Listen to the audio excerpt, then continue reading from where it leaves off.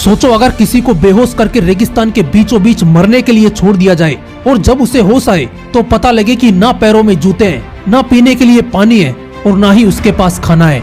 बस है तो सिर्फ एक चीज, दूर दूर तक फैला रेगिस्तान। जरा सोचो ऐसे हालात में 40-50 डिग्री सेल्सियस की तपती धूप में कोई इंसान 71 दिनों तक कैसे जिंदा रह सकता है। दोस्तों आज के इस वीडियो में मैं आपको एक ऐसी सच्ची घटना के बारे में बताने वाला हूँ जिसे अगर कोई सपने में भी अपने साथ होता हुआ देख ले तो उसके रोंगटे खड़े हो जाएं।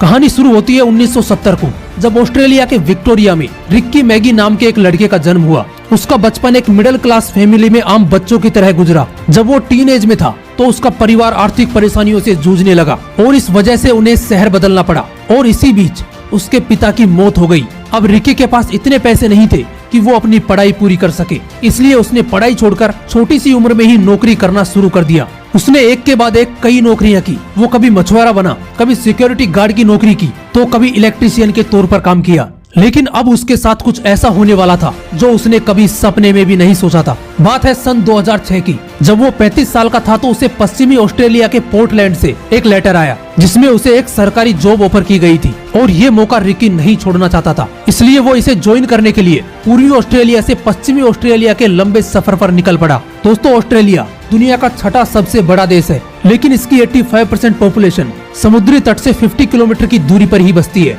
मतलब कि इसका सेंट्रल एरिया एकदम वीरान है और रिकी इसी रास्ते से अपना सफर तय कर रहा था। तभी उसने बीच रास्ते में 3 लोगों को अपनी खराब कार के पास खड़ा हुआ देखा तो रिकी ने उनकी हेल्प करने की सोची और उन्हें अपनी कार में लिफ्ट दी। लेकिन उन लोगों की बुरी नीयत से रिकी अनजान था। उन लोगों ने रिकी को धोखे से ड्रग्स देकर बेहोश कर दिया। जब उसे होश आया और उसने अपने चारों तरफ देखा तो उसने पाया कि वो 45 डिग्री सेल्सियस के तपते रेगिस्तान में एक लाश की तरह पड़ा था। उसका सारा सामान लूट लिया गया था। उन लोगों ने रिकी के पैरों में जूते तक नहीं छोड़े। उसे ऑस्ट्रेलिया के तानामी रेगिस्तान में मरने के लिए छोड़ गए। रिकी ने दूर दूर तक अपनी नजरें घुमाई, लेकिन उसे ना तो कोई इंसान नजर आ रहा था और ना ही उसे कोई रोड दिखाई दे रही थी। अब रिकी के पास 2 रास्ते थे, या तो वो वहीं पड़ा रहकर मौत का इंतजार करे या फिर हालातों का सामना करके जिंदा बाहर निकलने की कोशिश करे।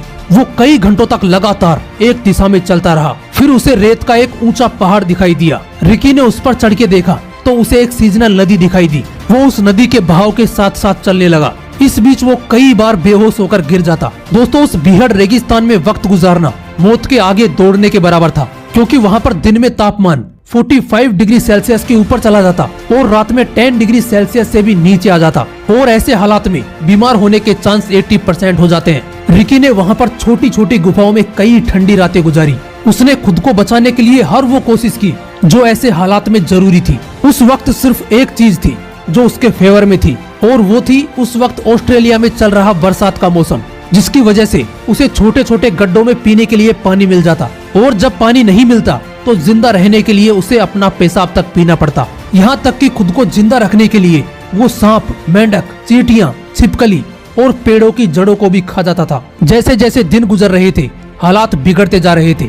उसके बॉडी का वजन तेजी से कम होता जा रहा था, लेकिन रिकी ने हार नहीं मानी। वो हर सुबह इस उम्मीद के साथ उठता कि कोई तो उसे दिखाई देगा, कोई तो उससे टकराएगा और उसकी जान बचा लेगा।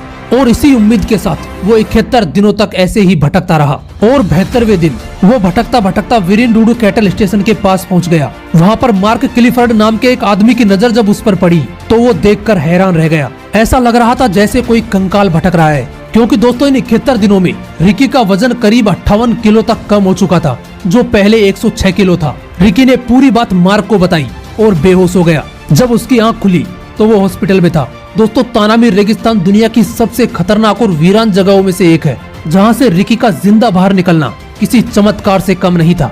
दोस्तों इस घटना के बाद रिकी ने अपने ऊपर एक किताब लिखी जिसका नाम है लेफ्ट फॉर डेड, जिसके बाद रिकी की जिंदगी पूरी तरह बदल गई। मोरल ऑफ द स्टोरी, परिस्थितियां कितनी भी विपरीत क्यों ना हो, कभी हार मत मानो, उम्मीद मत छोड़ो, क्योंकि जीतने के बाद की जिंदगी पहले से कई गुना बेहतर हो जाएगी।